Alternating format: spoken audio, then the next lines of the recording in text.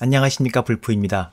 오늘은 블레이저 컴포넌트의 렌더링 사이클, 즉 라이프 사이클에 대해서 알아보도록 하겠습니다.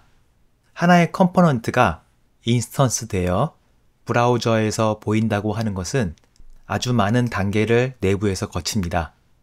특히 그 중에서 우리가 그 단계마다 할 수 있는 것들을 각 단계마다 조절할 수 있도록 메서드를 만들어 놓았는데요. 먼저 말씀드리고 싶은 거는 컴포넌트는 하나의 타입이자 클래스라고 이야기했죠.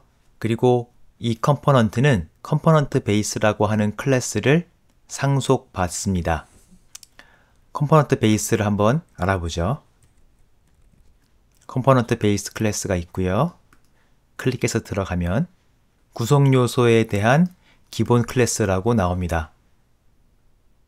자, 그러면서 컴포넌트 베이스가 가지고 있는 메서드가 쭉 나오는데요. on after render, on initialized, on parameter set 이런 식으로 각각 렌더링 될 때마다 그 렌더링 시기에서 설정할 수 있도록 하는 역할을 합니다. 자, 그러면은 이렇게 보면은 정신없으니 렌더링이 어떻게 진행되는지 이미지로 한번 볼게요. 자, 이것이 블레이저가 렌더링 되는 순서입니다. 자, 크게 보죠. 우리의 컴포넌트가 사용이 된다고 하면, 렌더링이 되면 맨 처음에는 인스턴스를 만들고요. 그 다음에 setParameter async 메서드를 호출합니다.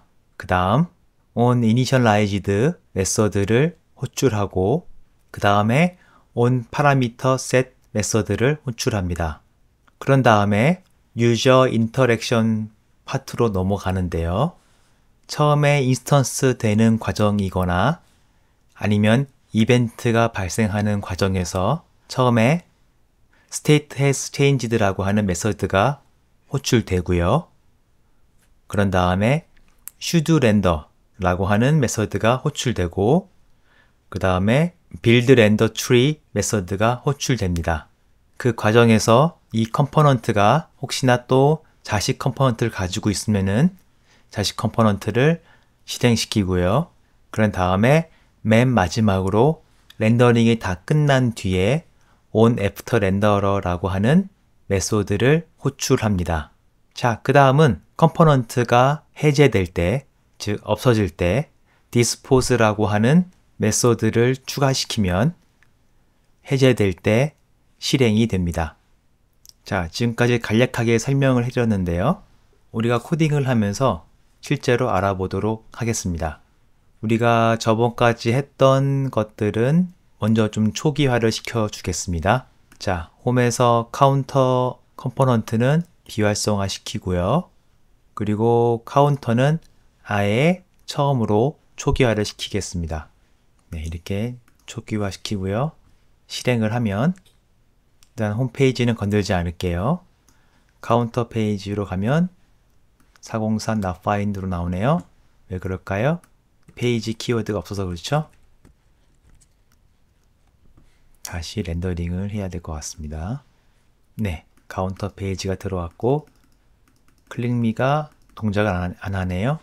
왜 그렇죠? 렌더 모드를 포함하지 않아서 그렇습니다. 다시 렌더링을 할게요. 네, 작동하는 것을 확인했습니다. 자, 그런 상태에서 라이프 사이클 주기로 우리가 사용할 수 있는 메소드를 가지고 오도록 하겠습니다. 처음에 말씀드렸다시피 컴포넌트는 컴포넌트 베이스라고 하는 클래스를 상속받기 때문에 컴포넌트 베이스에 있는 메소드를 사용할 수가 있습니다. 하지만 그대로 사용하는 것이 아니라 우리가 변형을 해서 사용해야겠죠. 그래서 오버라이트를 합니다. 그러면은 오버라이트 해서 사용할 수 있는 메소드들이 쭉 나오는데요. 우리가 맨 처음 볼 것은 onInitialized 메서드를 가지고 올게요. override. 자, 이런 다음에 콘솔 창에다가 onInitialized 메서드가 호출되었습니다. 이렇게 하고요. 그리고 onInitialized 메서드가 몇 번이나 호출되는지 알아보기 위해서 onInitialized call count 변수를 만들도록 하겠습니다. 그런 다음에 여기다가 onInitialized call count를 불러올 때마다 1씩 증가하도록 이렇게 코딩할게요. 자, 그 다음에 뭔가요? on parameter set이죠. 똑같이 오버라이드 하는데요. 여기에서도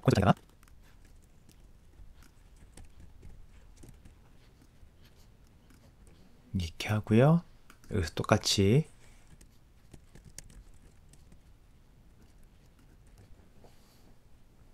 똑같은 로직을 파라미터 셋 메소드가 호출되면 카운트를 하는 변수를 추가하고요. 그 다음에 맨 마지막에 on after renderer를 사용해 보도록 하겠습니다.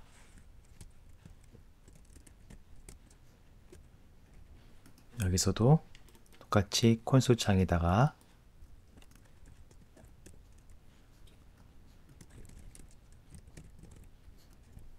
네, 이렇게 변수를 만들고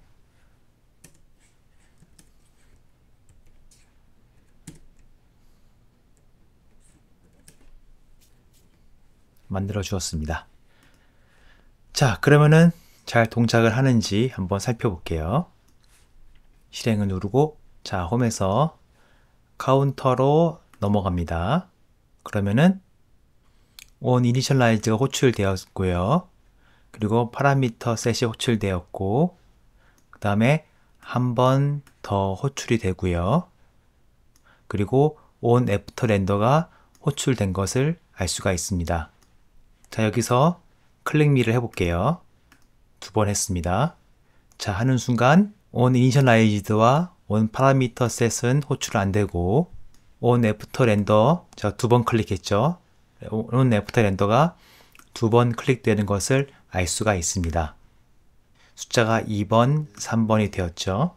자, 우리가 여기서 알 수 있는 것은 어떤 이유에서인지는 모르겠지만 onInitialize와 onParameterSet은 한 번 호출이 되고 그 다음에 또 초기화가 된 다음에 또 onInitialized와 onParameterSet이 호출되고 그 다음에 위 순서로 렌더링이 돼서 onAfterRender까지 되는 것을 알 수가 있습니다.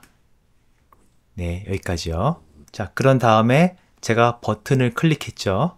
카운터에 버튼을 클릭하니 두 번 클릭했습니다. 클릭하니 여기 나와 있는 그림처럼 이벤트가 발생이 됐고 state has changed 메서드가 발생되면서 should render, build render tree가 되고 그 다음에 on after render까지 돼서 두 번 호출된 것을 알 수가 있습니다. 자, 첫 번째 initialized와 on parameter set이 한번 호출되고 다시 호출되는 건 제가 정확한 이유는 모르겠지만 프리 렌더링이라고 해서 렌더링 끝까지 되지 않고 여기까지 한번 렌더링 된 다음에 그런 다음에 다시 렌더를 합니다. 그리고 그때는 맨 마지막까지 렌더링이 되는 거고요. 단계별로 설명을 드리면은 set parameter async 메소드는 우리가 저번 시간에 파라미터를 통해서 데이터를 주고받지 않았습니까? 그 파라미터 값을 받는 거고요. 그런 다음에 컴포넌트의 초기화 단계라고 할 수 있는 initialized 메소드를 실행을 합니다. 참고로 이 메소드는 우리가 참 많이 사용하게 될 거고요. set parameter async 메소드는 거의 사용하지 않을 겁니다. 우리가 일반적으로 그냥 사용할 때 우리가 컴포넌트를 사용하는데 초반에 인스턴스 될 때 값이나 로직을 실행시키고 싶다면 onInitialized 메소드를 사용하는 것이 정석입니다.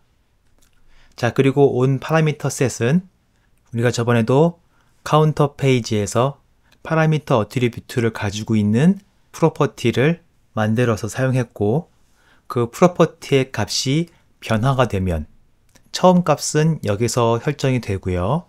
그리고 그 파라미터 어트리뷰트가 프로퍼티의 값이 바뀌게 되면 on 파라미터 set 메소드가 호출이 되고 바뀐 값에 의해서 다시 렌더링을 하는 과정을 거칩니다.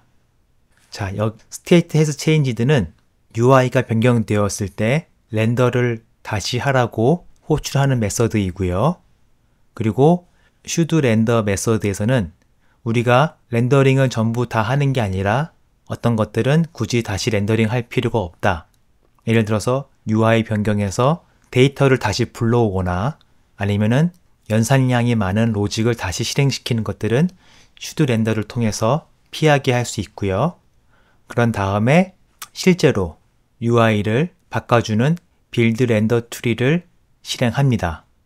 그리고 전부 렌더링이 맞추면 그 다음에 예를 들어서 HTML에 있는 자바스크립트를 실행한다던가 그러한 렌더링 후에 실행해야 할 것들을 넣어줄 수 있고 애프터 렌더가 실행을 합니다. 그러면 여기까지 살펴봤고요. 파라미터 어트리뷰트를 하나 만들어서 on 파라미터 셋이 호출되는 것을 한번 알아보도록 하겠습니다.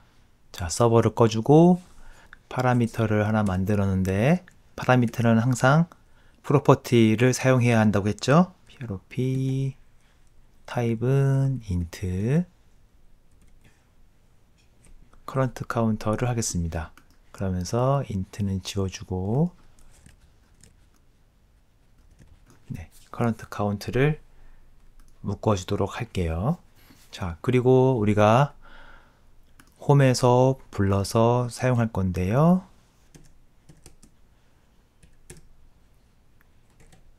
current count는 홈 넘버로 하도록 하고요. on input이 아니라 on changed로 하겠습니다. on changed니까 그냥 이렇게 바인드를 아예 없앨게요. 바인드 자체에 on changed가 기본값이니까요. 자, 그러면 실행을 해볼게요. 실행을 하겠습니다. 자, 아무것도 안 한 상태에서 보면은 프리 렌더링이 되고 그 다음에 렌더링 해서 on 애프터 렌더까지 호출되었습니다. 즉 한번 프리 렌더링 되고 그리고 렌더링이 되어서 on 애프터 렌더까지 되었습니다. 그런 다음에 여기 클릭미를 한번 눌러볼게요. 클릭미를 누르면은 이벤트가 활성화된 거니까 on 애프터 렌더가 호출이 되어 한 번 더 되었습니다. 그쵸? 이벤트니까요. 하지만 홈페이지에서 파라미터로 연결되어 있는 숫자를 바꾸면 그러면 on 파라미터 셋이 호출되고요. on 파라미터 셋이 호출되고 그런 다음에 UI가 변경됨을 알려주고 렌더링 할지 말지를 결정하고 렌더링 된 다음 on 애프터 렌더가 다시 호출되었음을 알 수 있습니다. 자, 그래서 컴포넌트 베이스 메소드를 잘 알고 있으면 컴포넌트를 사용할 때 이벤트가 발생하거나 다시 렌더링이 되거나 할 때 그때마다 우리가 하고 싶은 로직을 아주 편하게 세팅할 수가 있습니다. 네, 오늘 여기까지 하고요. 또 다른 내용으로 찾아뵙도록 하겠습니다. 감사합니다.